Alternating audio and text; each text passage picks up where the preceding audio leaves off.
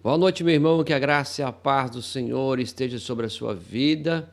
Que bom estarmos mais uma vez juntos para meditação da palavra do Senhor. Também seja bem-vindo você, amigo, amiga, nosso convidado ao nosso canal da Igreja Presbiteriana Ebenezer em Ipatinga. Estamos aí com uma série de exposição da carta de Efésios. Hoje vamos para a terceira parte e eu espero que você possa aí de fato ser profundamente abençoado. Nós vamos aí trabalhar o assunto de Efésios capítulo 3 para você se inteirar bem sobre a palavra do Senhor, tá bom? Efésios, nós vamos aí para a parte 3. Nós vamos trabalhar o capítulo 2, tá bom? Gostaria de orar com você, agradecendo a Deus por essa oportunidade.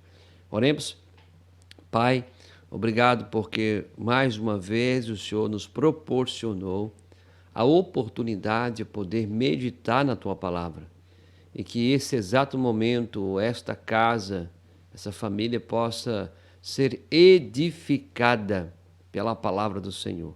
É o que rogamos em nome de Jesus. Amém e amém.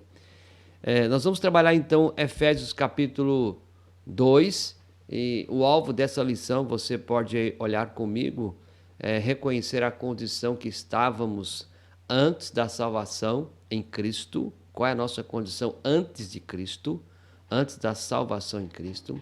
Nós estávamos mortos, estávamos escravizados e condenados, tá bom?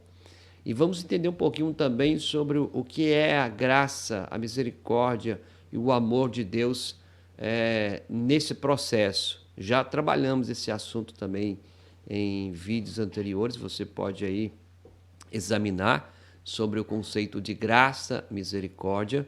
Vamos também descobrir para que Deus nos salvou. Vamos também aqui sentir grato a Deus por tudo que Ele tem feito. E esse é o nosso objetivo aqui com esse estudo, tá bom? Que Deus possa abençoar grandemente a sua vida nesse momento. Qual a diferença entre um cristão e um não cristão? O que você diria? Pense um pouquinho. Qual é a diferença de uma pessoa que se diz seguidora de Cristo e uma pessoa que diz não ser seguidora de Cristo? Porque ser cristão, a ideia é ser seguidor de Cristo. Tá muito mais ligado, tá muito mais do que ser crente, muito mais ligado do que ser membro de uma igreja, mas ser cristão está ligado a ser seguidor de Cristo, e ser seguidor de Cristo se torna um discípulo. Então, qual a diferença na sua visão? Nós vamos aqui então, nesse processo de estudo da palavra, a lição vai nos levar a entender a nossa própria experiência de como andávamos sem Cristo lá atrás, como era a minha vida sem Cristo, o que vivemos antes de Cristo. E outra coisa que nós vamos trabalhar também é o que viemos a ser em Cristo Jesus. O capítulo versos 4 e 6. E também vamos falar e qual o propósito de Deus em realizar tão extraordinária transformação na minha vida e na sua vida. Então nós vamos trabalhar essas três coisas, tá bom? Como andávamos antes de Cristo, o que viemos a ser em Cristo e qual é o propósito dessa salvação de Cristo em nossa vida. É o que vamos trabalhar, tá bom? Eu quero te convidar a pegar a sua Bíblia e abrir em Efésios capítulo 2, versos de 1 a 3. Você que está entrando pela primeira vez nesse vídeo, você pode conferir os demais aí, a nossa introdução da carta de Paulo aos Efésios. Você pode também ver o segundo episódio. Hoje estamos no terceiro, capítulo 2, versos de 1 a 3 agora. Então vamos ler? Efésios capítulo 2, versos de 1 a 3 diz: Ele vos deu vida, estando vós mortos nos vossos delitos e pecados, nos quais andastes outrora, segundo o curso deste mundo, segundo o príncipe da potestade do ar, do espírito que agora atua nos filhos da desobediência, entre os quais Também todos nós andamos outrora, segundo as inclinações da nossa carne, fazendo a vontade da carne e dos pensamentos, e éramos por natureza filhos da ira, como também os demais. Este é o texto que vamos aqui trabalhar nesse primeiro ponto. Essa é a nossa condição antes da conversão. Qual é a nossa condição antes da nossa conversão? Os versos 1 e 2, você pode conferir na sua palavra.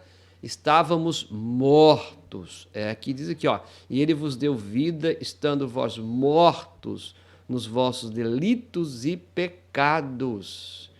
Qual é a sua condição? Qual é a minha condição antes de Cristo nos salvar? Estávamos mortos.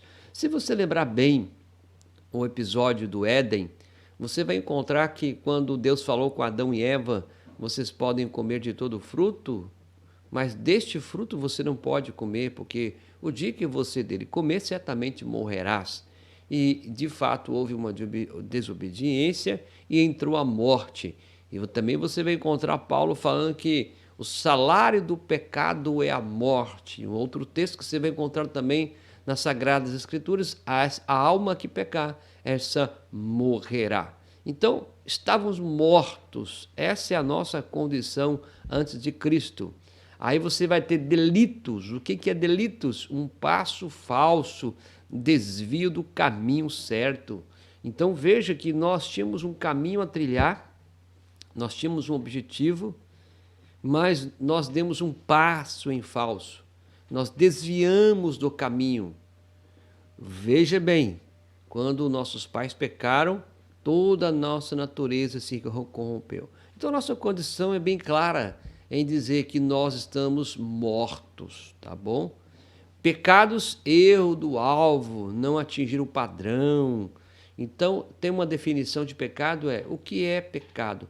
Toda e qualquer falta de conformidade com a lei de Deus ou transgressão da mesma. Então, nós estamos mortos nos nossos delitos, ou seja, nos nossos desvios, passos falsos, nossos pecados, uma vez que nós erramos o alvo. Essa é a nossa condição que nós estamos vivendo. Estamos mortos nos nossos delitos e pecados. Ficou claro? Deixa eu voltar para você aqui ver novamente. Então, qual é a nossa condição antes da conversão? Estávamos mortos nos nossos delitos e pecados. Entendeu o que é delitos? Um passo falso, um desvio do caminho certo. Pecado, erro do alvo, não atingir um padrão. Então, nós erramos e pisamos em falso. Essa é a nossa condição. Uma outra condição que você vai encontrar está no capítulo 2, versos 2 e 3, que diz assim, olha o versos 2 e 3, que interessante. Nos quais andastes outrora, segundo o curso deste mundo, segundo o príncipe da potestade do ar, do espírito que agora atua nos filhos da desobediência. Olha aí, entre os quais também todos nós andamos outrora, segundo as inclinações da nossa carne, fazendo a vontade da carne e dos pensamentos, e éramos por natureza filhos da ira, como também os demais. Veja, meu irmão, minha irmã, meu amigo e amiga, essa condição aqui que Paulo descreve no seu capítulo 2 aos nossos irmãos que estavam lá em Éfeso, é que nós estamos escravizados. Isso aí. Versículo 2 você pode conferir comigo. Fazia-nos seguir o nosso curso. O texto bem claro em dizer que nós seguimos o curso deste mundo. O que é curso? É só você imaginar o rio. Fica muito mais claro você entender, seguir o curso do rio. Quando você vê um rio e você coloca o seu barco naquele rio, automaticamente o seu barco vai seguir o curso do rio. E o curso deste mundo jaz no maligno, está na natureza pecadora. E Paulo deixa bem claro que nós seguimos o curso desse mundo. É interessante você perceber também que nos versos 2 e 3 Paulo vai dizer que tornava-nos filhos da desobediência. É claro, se seguimos o curso do mundo, que é contra Deus, nós vamos tornar filhos da desobediência.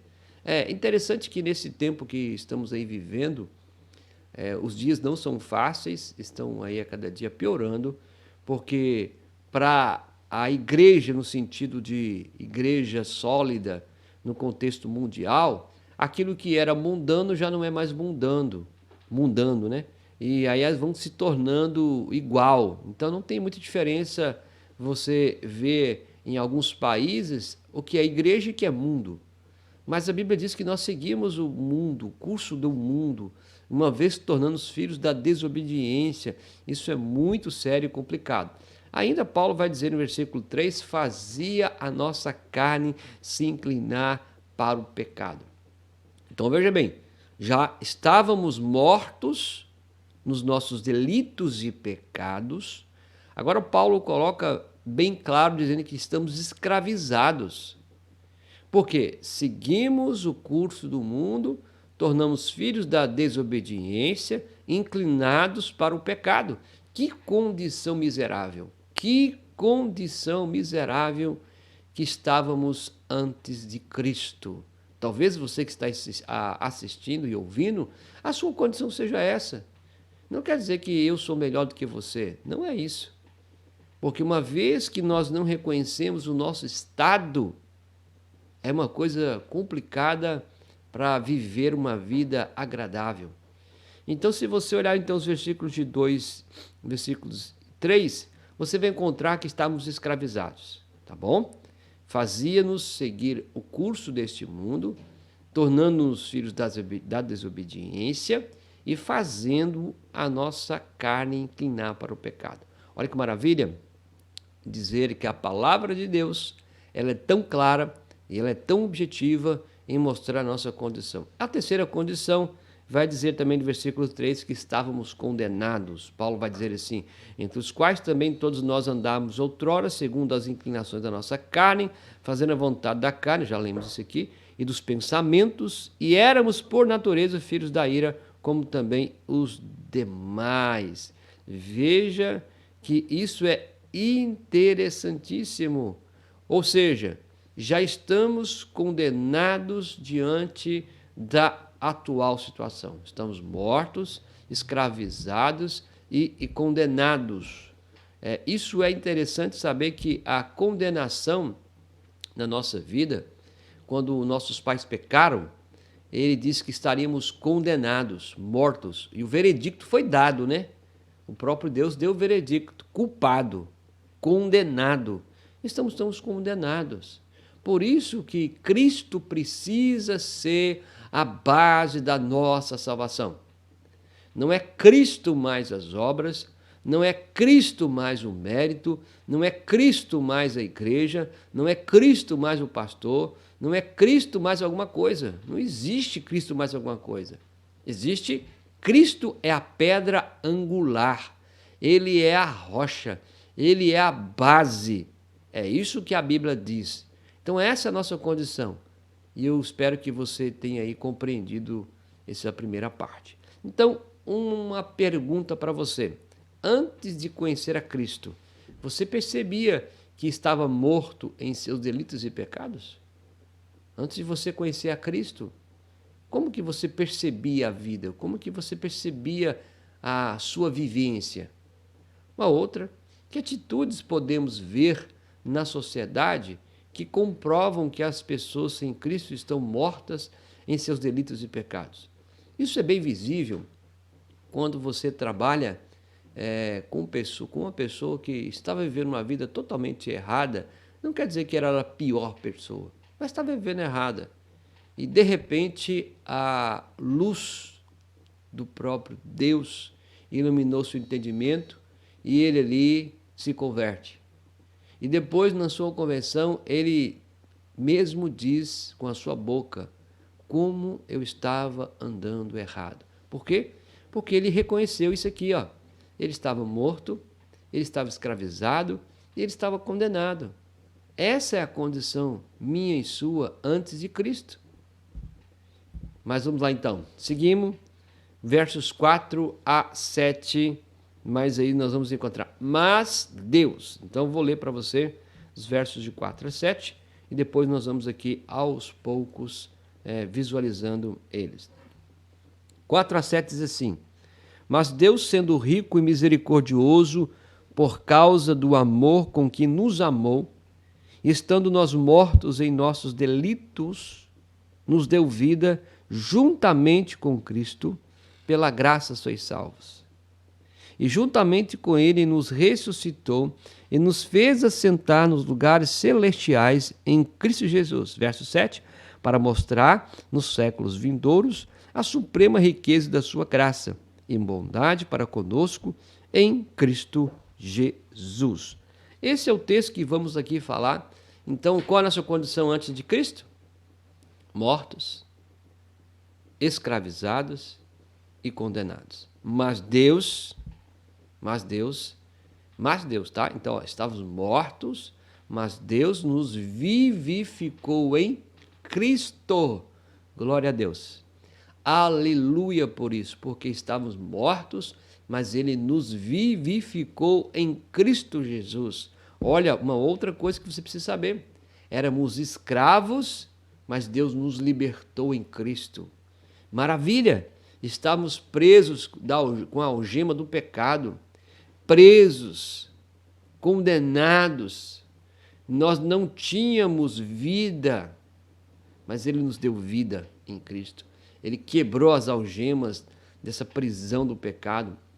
Uma outra coisa, éramos filhos da ira, uma vez pela desobediência, mas Deus nos amou em Cristo.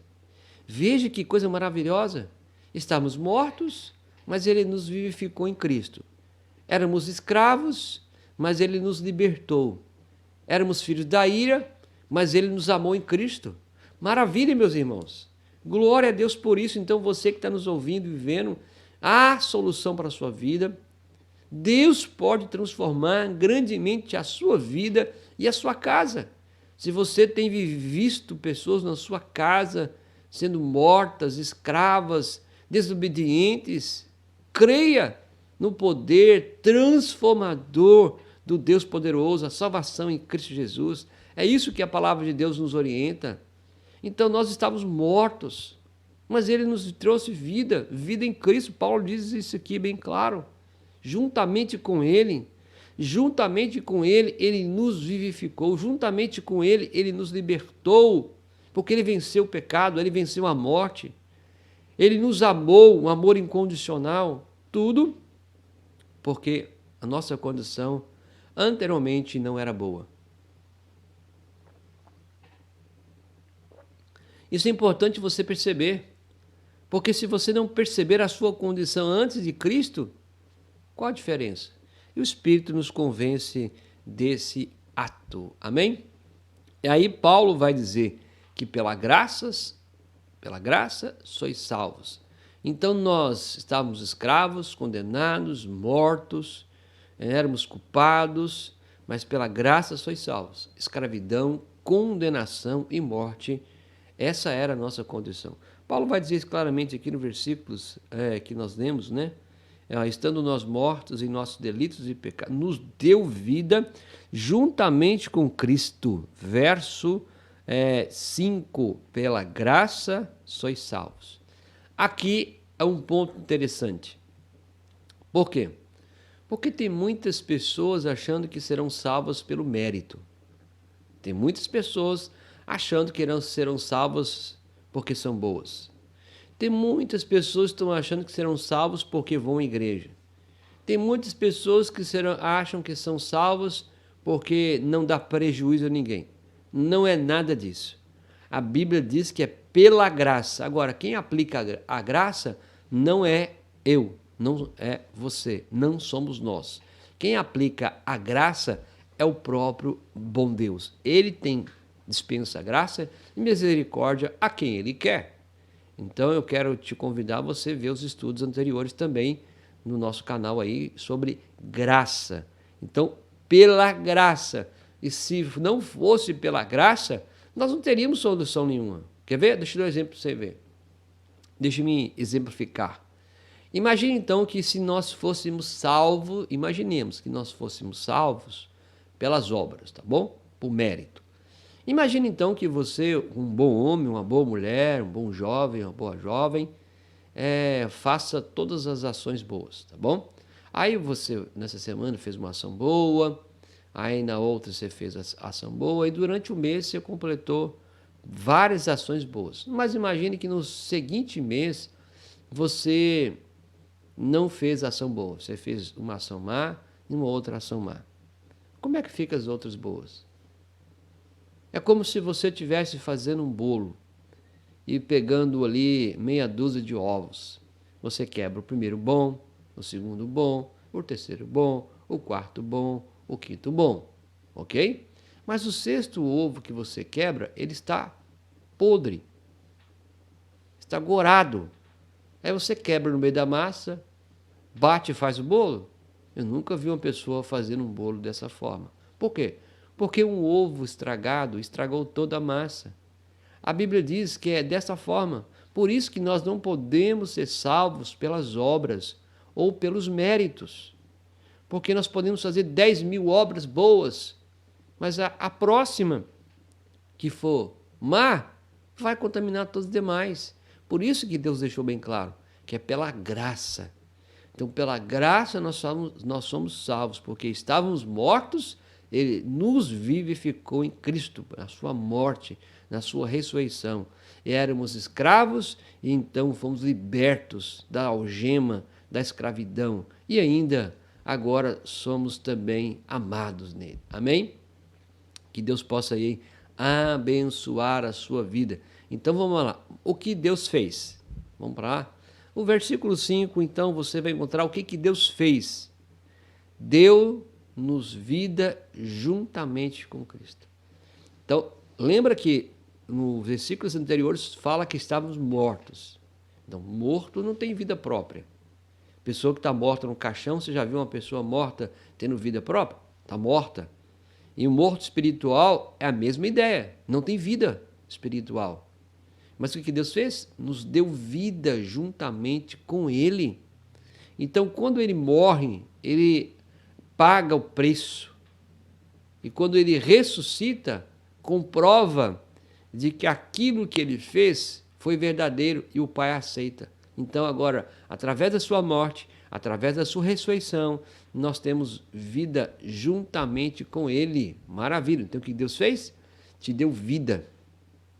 Estamos com vida agora com Ele. Uma outra coisa que Ele fez, nos ressuscitou juntamente com Cristo. Olha que maravilha! Isso aqui nos dá poder. Por isso que no mundo espiritual, a Bíblia vai dizer em Efésios, vai dizer em Gálatas e demais textos, que nós temos a marca, o selo. E o selo garante que nós temos autoridade, que nós fomos selados, nos foi dado competência para a ação e para o avanço do Evangelho. Então Deus nos fez também ressuscitar com Cristo. Por isso que você vai ouvir também Jesus falando com Nicodemos, importa-vos nascer de novo. A Nicodemos fala assim, mas como é que eu, sendo velho, vou voltar ao ventre de minha mãe? Não é isso, Nicodemos. É nascer da água do Espírito. Então, nascer com Cristo, viver com Cristo, nova vida em Cristo, tudo vai acontecer por aquilo que Deus fez pela graça. Ele nos deu vida juntamente com Cristo. Ele nos ressuscitou juntamente com Cristo. E ainda no versículo 6, Paulo vai dizer, Deus nos fez assentar nos lugares celestiais em Cristo. Veja a nossa condição. Nossa condição era de mortos, escravos e ainda culpados. Agora, com a vida em Cristo, Ele nos deu vida, Ele nos libertou, lembra? E nos amou. Agora, o que Ele fez? Nos deu vida juntamente com Cristo, nos ressuscitou dentre com Cristo e agora nos fez uma nova posição. Agora nós podemos assentar em lugares celestiais com Cristo, tendo autoridade sobre o principado, potestade e dominadores. Essa é a nossa condição agora. Olha o que Deus faz por nós. Olha o que Ele está fazendo pela minha vida e pela sua vida. Ele está fazendo estas coisas, Ele faz estas coisas. Ele dá a vida, Ele te ressuscita e Ele te dá lugares maravilhosos. Essa é a nossa condição espiritual. É isso que Deus faz por nós. Amém? Então, o que Deus fez, já falamos, porque Deus fez, e agora mais um, tá bom? Por que Deus fez? Por que Deus o fez isso? Olha, versículo 4, ele vai dizer assim: Deus sendo rico em misericórdia. Aí você pode perguntar assim, mas por que ele fez isso? Eu não mereço, você não merece. Então, se não é por mérito, por que ele fez? Porque Deus o fez. Porque ele resolveu fazer isso. A Bíblia diz, no versículo 4, Deus sendo rico em misericórdia. Por misericórdia, por graça. Foi por isso que ele fez. Por graça e por misericórdia. Nós não merecemos, mas assim ele fez. Nós não temos competência para tal, mas assim ele fez. Não porque temos mérito, não porque ele saberia, mas porque de fato a graça, a misericórdia nisso. Uma outra coisa, por causa do grande amor com que nos amou. Por causa do seu amor. Versículo 4 vai dizer, mas Deus sendo rico em misericórdia, por causa do grande amor com que nos amou. Por que Deus fez isso? Porque Ele ama. O amor incondicional dEle, por mim, por você.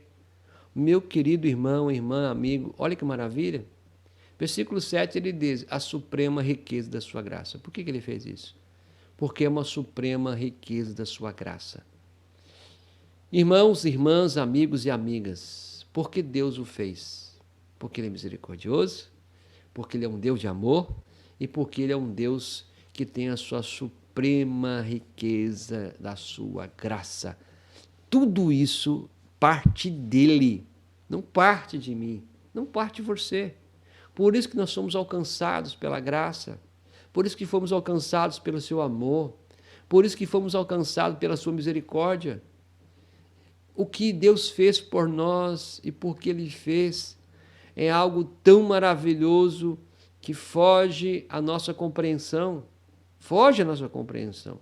É só você imaginar você sendo um juiz humano e que você tem aí praticamente um estado inteiro de bandido, de assassino, de gente que só merece morrer. Mas você vai lá, decide ser misericordioso, decide ser amoroso, decide dispensar graça. Se você for olhar humanamente, ninguém merece. Todos merecem a morte.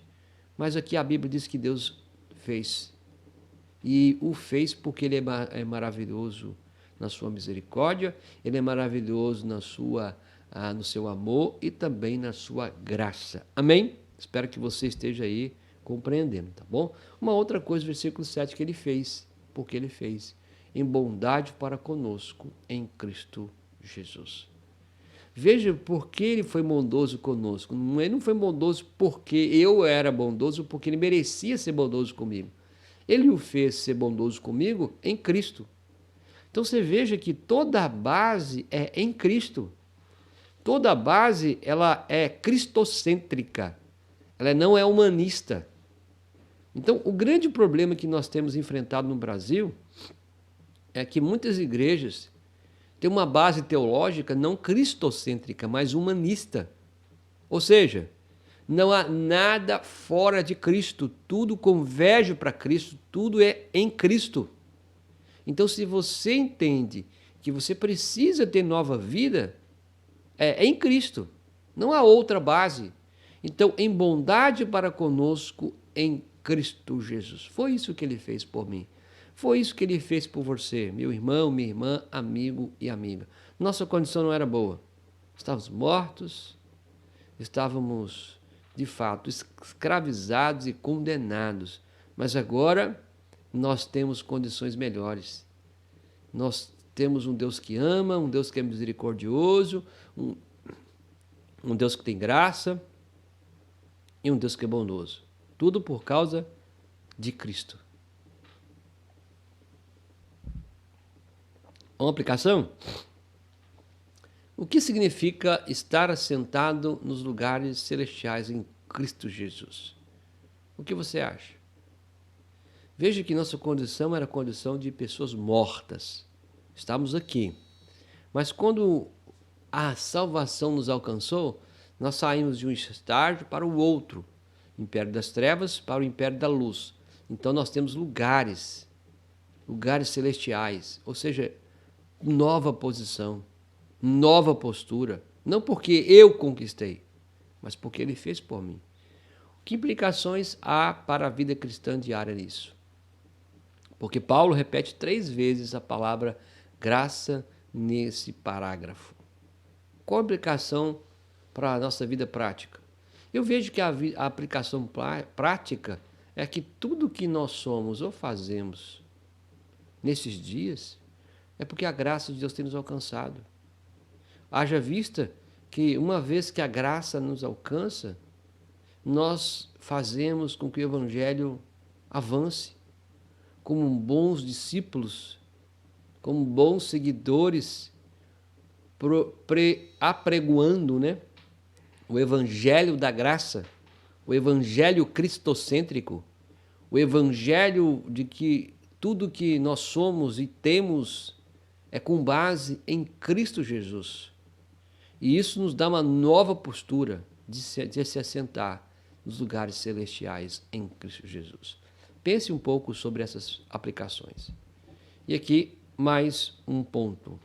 Para que Deus nos salvou? Versos de 7 a verso 10. Então nós vamos agora para quê? Com essa finalidade. Para mostrar nos séculos vindouros a suprema riqueza da sua graça, em bondade para conosco, em Cristo Jesus, porque pela graça sois salvos mediante a fé, e isso não vem de vós, é dom de Deus, não de obras para que ninguém se glorie, pois somos feituras dele, criados em Cristo Jesus para as boas obras, as quais Deus de antemão preparou para que andássemos nela. Olha a finalidade. Para que Deus nos salvou? Vamos lá então, versículo 7. Para manifestar a riqueza da sua graça, versículo 7, para mostrar nos séculos vindouros a suprema riqueza da sua graça em bondade para conosco em Cristo Jesus. Para quê? Para manifestar a riqueza da sua graça. Deus é gracioso. Ele é uma pessoa que dispensa graça a mim e a você. Foi para isso que ele fez. Segundo, versos de 8 a 9, para mostrar a origem da salvação. Qual é a origem? Para que Deus nos salvou? Manifestar a riqueza da sua graça, para mostrar a origem da salvação. Qual é a origem da salvação? Os versos de 8 a 9 ele vai dizer, porque pela graça sois salvos, mediante a fé, isso não vem de vós, é dom de Deus, não de obras, para que ninguém se glorie. Então, qual é a base? Não é minha, não é sua. Então, ele mostra qual é a origem. Qual é a origem? Vem de Deus. A origem vem da graça. Uma outra coisa que também aprendemos aqui, para nos ensinar que fomos salvos para as boas obras. Olha que maravilha! Para manifestar a sua graça, para mostrar a origem, mas também para que pudéssemos andar agora em novidade de vida. Andar em novas obras, boas obras. Se as nossas obras antes, quando condenado, quando escravo, quando culpado, eram obras más, eram obras que não valia a pena, agora com a nova posição em Cristo, ele nos fez para andar em boas obras. O que é boas obras? Agora você tem nova posição, nova postura, novo pensamento, novo coração, um novo caminhar. E nesse novo caminhar e nesse novo andar, as suas obras agora têm que condizer com o seu caráter, com a sua vida. Imagine que Paulo está escrevendo essa carta para aqueles irmãos que estão em Éfeso. Lembra da Diana, o centro daquele momento em Éfeso era um centro do paganismo também. E Paulo está escrevendo aos irmãos para que eles possam se lembrar de todo esse contexto, que se eles foram salvos, não foram porque eram bons demais ou meritórios, não, é porque havia graça, havia base nessa salvação e muito menos, e muito mais, né? Para que eles pudessem andar agora em novidade de vida, boas obras, para que todos pudessem ver que eles eram de fato seguidores de Cristo Jesus. Basicamente é isso aí, para que Deus nos salvou, para mostrar a sua graça, para que possamos saber qual é a origem dessa salvação, não é humanista, ela é cristocêntrica, tá? E ainda para nos ensinar que nós somos salvos para andar em novidade de vida. É o que nós aí aprendemos. Aplicação para hoje, vamos lá? Então, de acordo com o que estudamos dessa lição aqui, como você explicaria a alguém o que é salvação?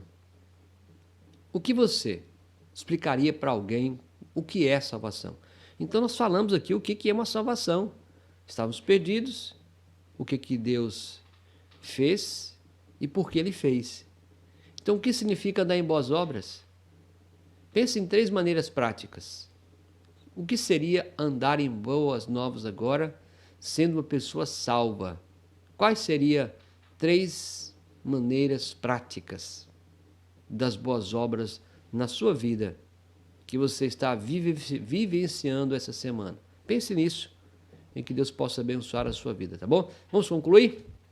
Conclusão. De acordo então com o que estudamos nesta lição, como que você explicaria o que é salvação? Se você não sabe, reveja aí o estudo e você possa aí profundamente aprender o que é salvação.